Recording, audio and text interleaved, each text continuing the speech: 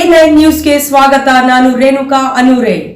Hunasala PG ಗ್ರಾಮದಲ್ಲಿ ಜನ್ಮಭೂಮಿ ಉಳಿಸಿ ಅಭಿಯಾನ, ಗ್ರೀನ್ ಪ್ಲಾನೆಟ್ ತಂತ್ರಜ್ಞಾನ ಆಧಾರಿತ ಕೃಷಿಯನ್ನ ಮಾಡಿ ಹಾಗೂ ರಾಸಾಯನಿಕ ಗೊಬ್ಬರಗಳ ಬಳಕೆಯನ್ನ ಕಡಿಮೆ ಮಾಡಿ ಎಲ್ಲಾ ರೈತರು ಸಾವಯವ ಕೃಷಿಗೆ ಹೆಚ್ಚಿನ ಆದ್ಯತೆ ನೀಡಿ ಹಾಗೂ ಸಾವಯವ ಗೊಬ್ಬರವನ್ನ ಹೆಚ್ಚಾಗಿ ಬಳಸಿ ಹೆಚ್ಚು ಇಳುವರಿ ಪಡೆಯಿರಿ ಹಾಗೂ ಮುಂದಿನ ಪೀಳಿಗೆಗೆ ಮಣ್ಣನ್ನು ರಕ್ಷಿಸಿ ಅಂತ ಗ್ರೀನ್ ಪ್ಲಾನೆಟ್ ಸಲಹೆಗಾರರು ಹಾಗೂ ಕೃಷಿ ತಜ್ಞರು ಎಚ್ ಉಮೇಶ್ ಹಾಗೂ ರೈತ ಸಲಹೆಗಾರರಾದ ಶಿವಮಣಿ ಪಾಟೀಲ್, ನಿರಂಜನ್ ಶಿರೂರ್, ಕುಮಾರ ಲಂಗೋಟಿ, ಸುರೇಶ್ ಬೆಳಗಳಿ, ಭೀಮಪ್ಪ ಅರಭಾವಿ, ಶಾನೂರು ಭಗವಾನ್, ಗಿರೀಶ್ ಗಿಣಿಗೋಳ್ ಇವರಿಂದ ರೈತರಿಗೆ ಮನವರಿಕೆ ಮಾಡಲಾಯಿತು. ಈ ಸಭೆಯಲ್ಲಿ ಸುತ್ತಮುತ್ತಲಿನ ರೈತರು ಉಪಸ್ಥಿತರಿದ್ದರು.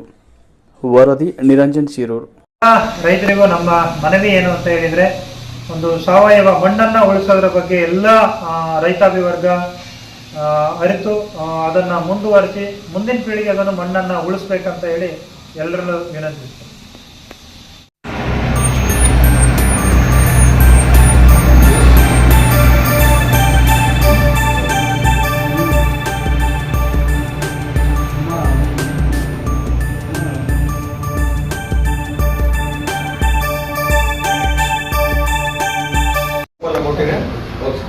ನಾನು ನಮ್ಮ ಪಾಪುರ ಕಲ್ಲೊಳ್ಳಿ ಆದ್ರೆ ನಾವು ಒಂದು ಕಂಪ್ನಿಯಲ್ಲಿ ಕೆಲಸ ಮಾಡ್ತಾ ಇದ್ದೀನಿ.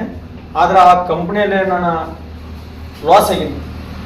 ಆದ್ರೆ ಈ ಗ್ರೀನ್ ಪ್ಲಾಂಟ್ ಯಾಕೆ ಬರಬೇಕು ಅಂತಂದ್ರೆ ಗಿಣಿಗಾರ್ ಅವರು, ಗಿರೀಶ್ ಗಿಣಿಗಾರ್ ಅವರು, ಬಿರನ್ಗಡ್ಡೆ ಅವ್ರು ನನ್ನ ಗ್ರೀನ್ ಪ್ಲಾಂಟ್ಗೆ ಬಾ ಅಂತೇಳಿ ಒಂದು ವರ್ಷ ದಿನ ಶಿವಮಣಿ ಪಾಟೀಲ್ ಅವರು, ದೇಸಾಯಿ ಅವರು ನನ್ನ ಕಂಟಿನ್ಯೂ ಒಂದು ವರ್ಷ ದಿನ ಗಂಟು ಬಿದ್ದಾರೆ.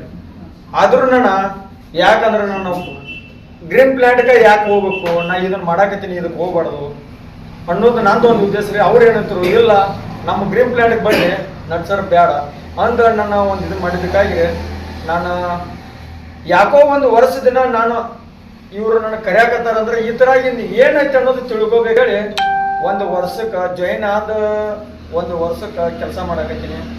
ಯಾಕೆ ಕೆಲಸ ಮಾಡ್ಬೇಕಂತಂದ್ರೆ ಇದ್ರಾಗ ಏನು ಗ್ರೀನ್ ಪ್ಲಾಂಟ್ದಾಗ ಏನು ರಿಸಲ್ಟ್ ಐತೋ, ಏನು ಸುಳ್ಳು ಹೇಳಕತ್ತಾರೋ, ಏನೈತೆ ಅನ್ನೋದು ರೈತರ ಕಡೆ ನಾನು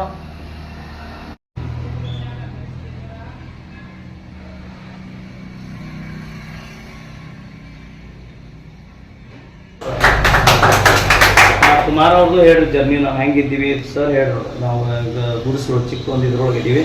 ಇದ್ರೊಳಗೆ ಬಂದ ತಕ್ಷಣ ಹೆಂಗೆ ಬಂದು ನಮ್ಮ ಗಿಣಿಗಾರ್ ಸರ್ ಆಗಲಿ, ಶಿವಮಣಿ ಸರ್, ದೇಸಾಯಿ ಸರ್ ಬಂದು ಹೇಳ್ರು. ಅದ್ರ ತಕ್ಷಣ ನಾವು ಆಕ್ಸೆಪ್ಟ್ ಮಾಡಲಿಲ್ಲ. ಮುಂದೆ ನಾವು ಅದ್ರ ರಿಸಲ್ಟ್ ಕೊಟ್ಕೊತೀವಿ. ರಿಸಲ್ಟ್ ಕೂಡ ನಾವು ಸಕ್ಸಸ್ ಅನ್ನಿಸ್ತು. ಅದ್ರ ಜೊತೆ ಇಳುವರಿನೂ ಜಾಸ್ತಿ ತೆಗೆದ್ವಿ. ಬದ್ನಿ ಪಾಟಲ್ಲಿ ನಿರಂತರ ಸುದ್ದಿಗಳಿಗಾಗಿ ನೋಡ್ತಾ ಇರಿ A9 ನ್ಯೂಸ್.